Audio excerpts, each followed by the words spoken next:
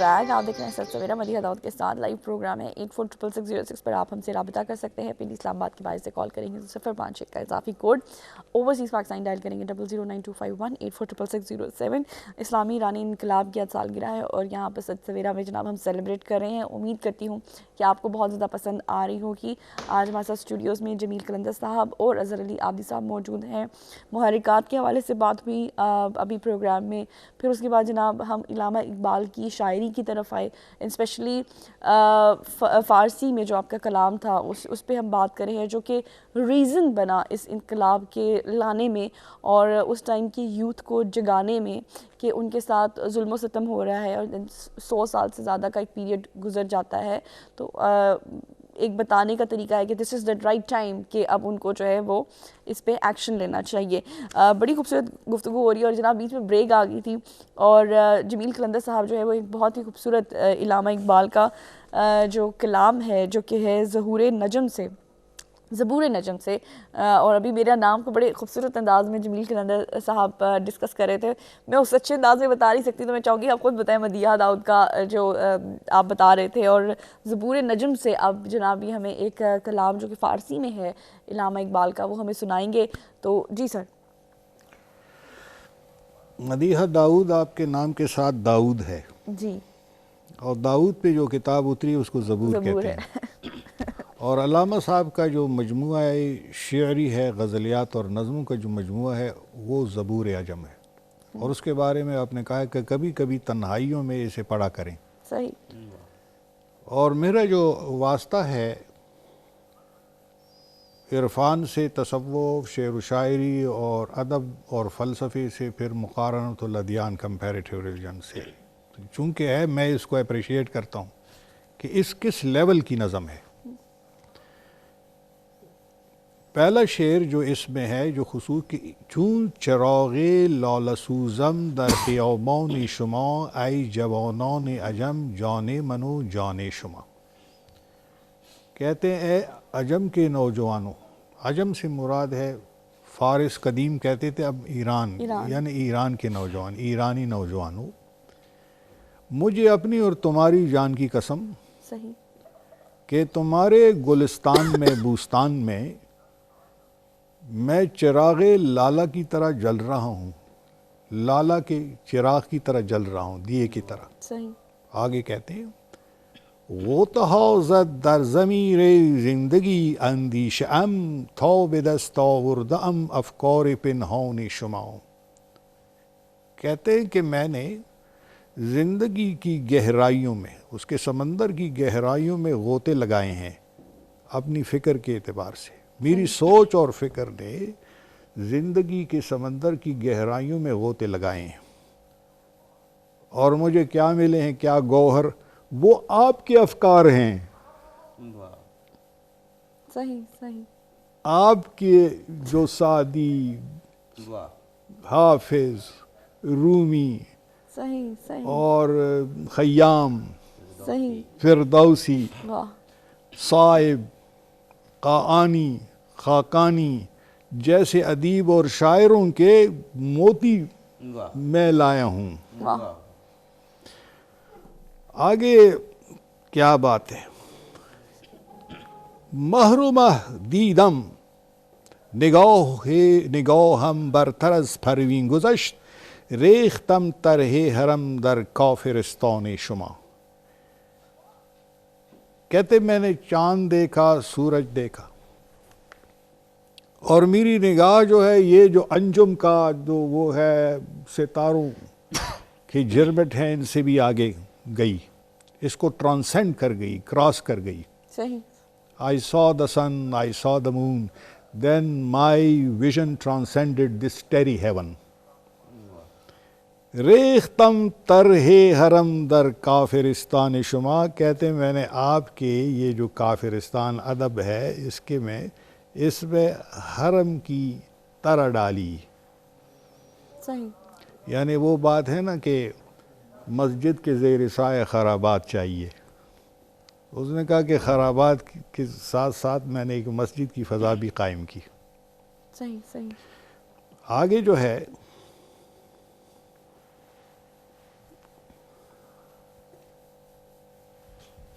تا سنانش تیزتر گردد فرو پیچیده بش شعله آشفته بود اندر بیابان شما.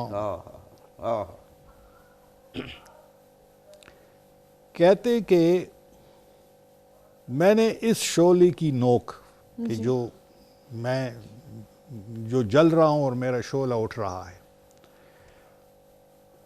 تاکہ اس کی شعلہ کی نوک اور تیز ہو جائے،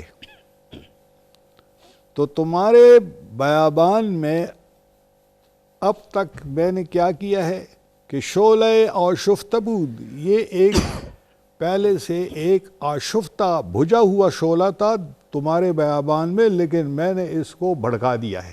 صحیح. اس کو بھڑکا دیا ہے. صحیح. آگے بہت خوبصورت شعر ہے. فکر رنگی نم کند نظر تہی دستان شرق پورے لالے کے دورم از بدخشان شما. کہتے کہ لال و گوہر کا وہ پارا سیماب کہ میں آپ کے گلستان سے اچک کے لے آیا ہوں، ہاتھ میں وہ میں لے آیا ہوں.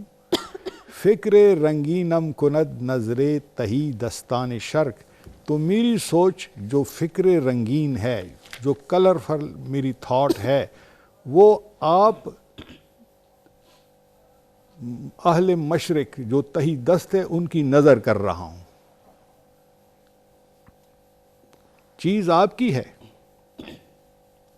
آپ کا بدخشان کہتے ہیں بہت بڑا، یعنی وہاں پہاڑ ہیں تو لال و گوہر سے جو ہے لبریز ہیں. صحیح. تو کہتے ہیں کہ اس سے میں نے یہ جو ہے لال کا جو پارا لیا ہے اور وہ آپ کے سپرد کر رہا ہوں. چیز آپ کی ہے لیکن پیش کنندہ میں ہوں. آگے ایک پیشنگوئی کی ہے، اور وہ پیشنگوئی جو ہے اس بات کا ثبوت فراہم کر رہی ہے کہ علامہ صاحب فیوچر کو دیکھ رہے تھے. میرسد مردی که زنجیر غلامان بشکند دیدم از روزنی دیوار زندان شما.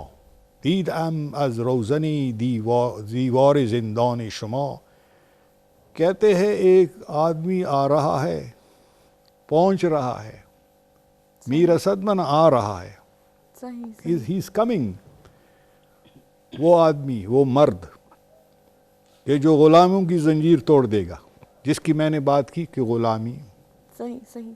ایک طرف جو ہے استبداد ہے اور دوسری طرف پوری عوام غلام ہے.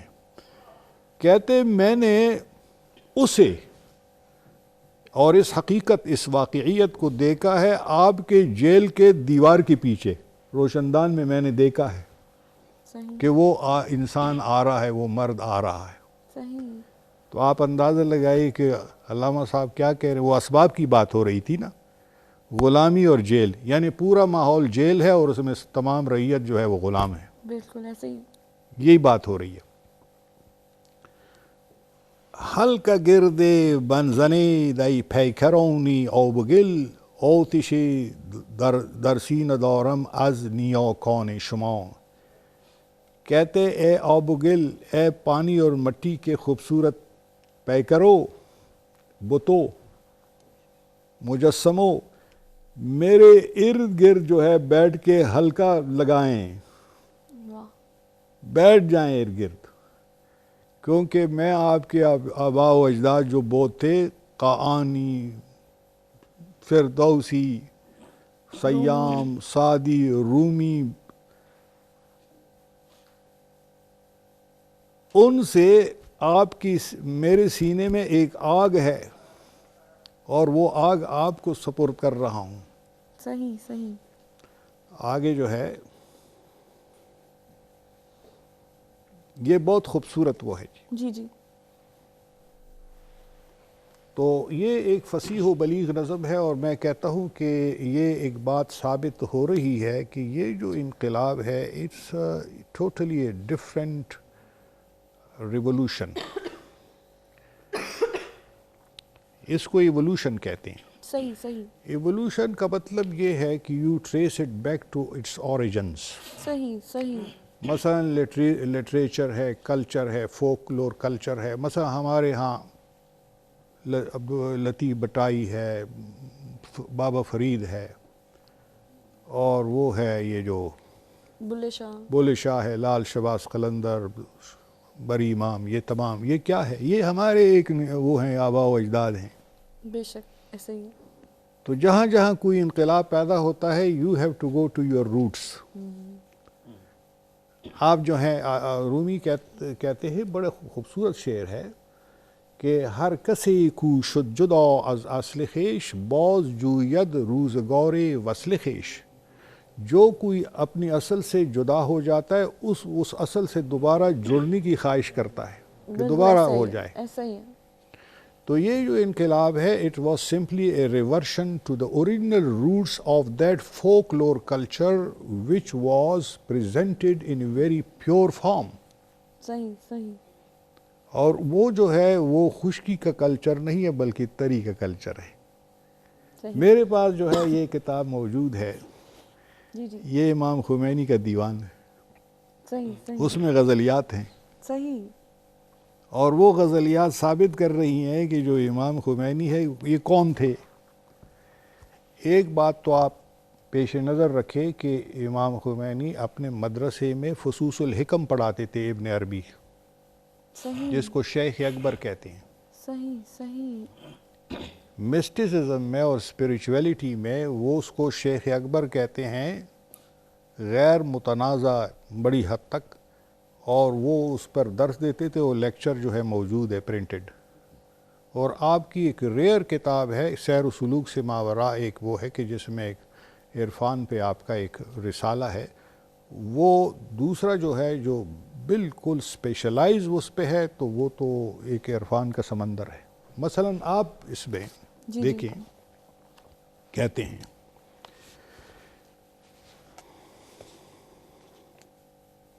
آپ کہتے ہیں کہ از ہستی خویشتن رہا باید شد، از دیو خودی خود جدا باید شد.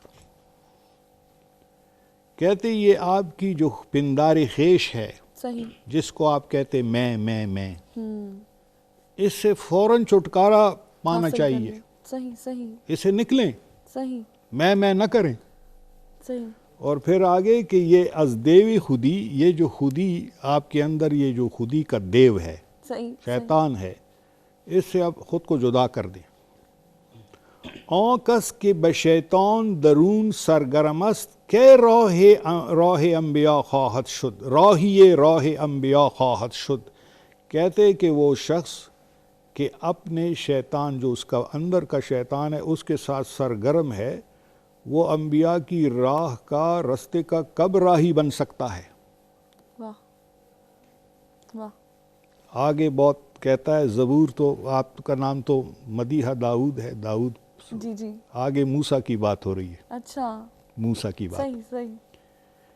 موسیٰ نہ شدہ کلیم کی خواہد شد، در طور رہش مقیم کی خواہد شد.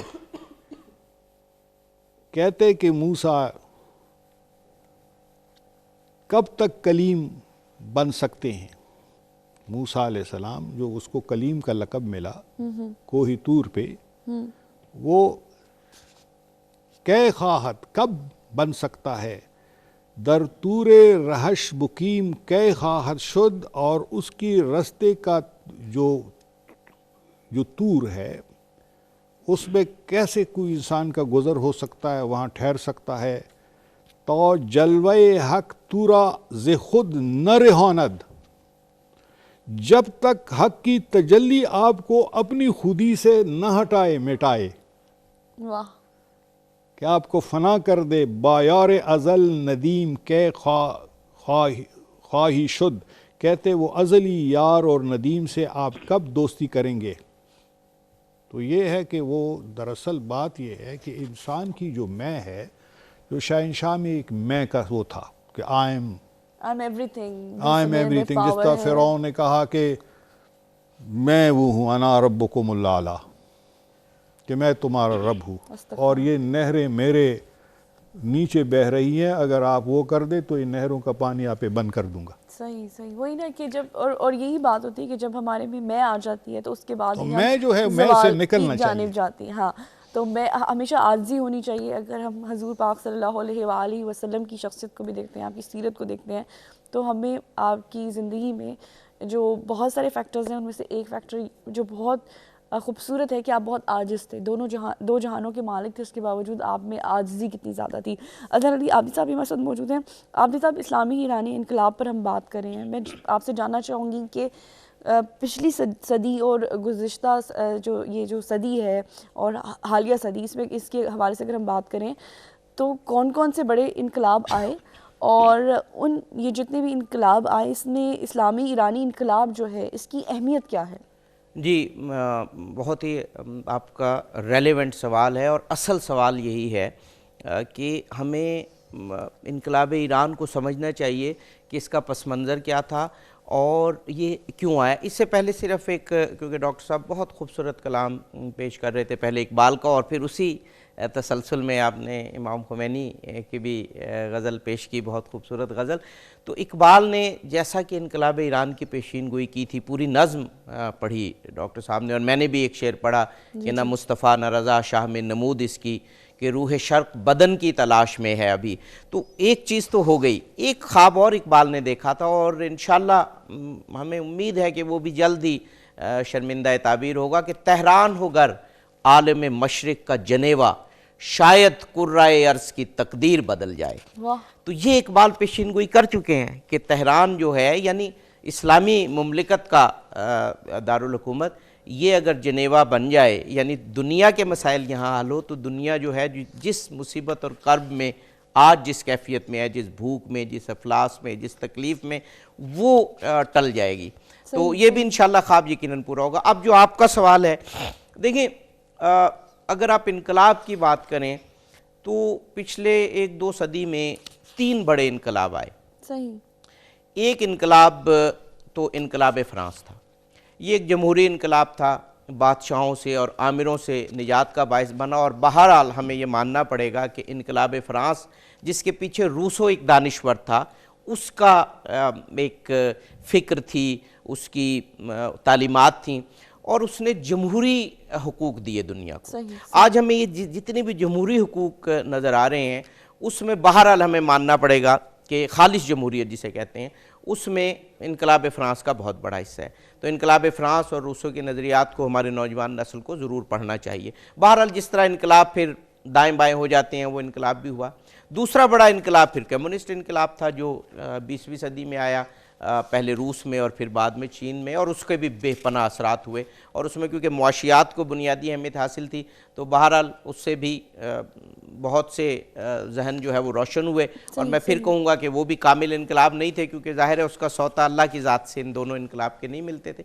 تیسرا پھر انقلاب یہ تھا کہ جو انقلاب ایران ہے, اور اس کی خصوصیت یہ ہے کہ اس نے جو توانائی لی, اس نے جو راہ اپنائی, وہ 1400 سال پہلے ختم مرتبت محمد مصطفیٰ صلی اللہ علیہ وآلہ وسلم نے جو راہ انسانیت کو دکھائی تھی, جو آپ کا وہ خطبہ آخر ہے, جس میں غلاموں کے حقوق ہیں, جس میں خواتین کے حقوق ہیں, جس میں بچوں کے حقوق ہیں, جن میں مومن کے حقوق ہیں, مسلمانوں کے حقوق ہیں, انسانیت کے حقوق ہیں, اور سب سے بڑے جو انسانی جان کو, انسانی نفس کو جو محترم آپ نے قرار دیا, کیونکہ اس کے سوتے وہاں ملتے ہیں.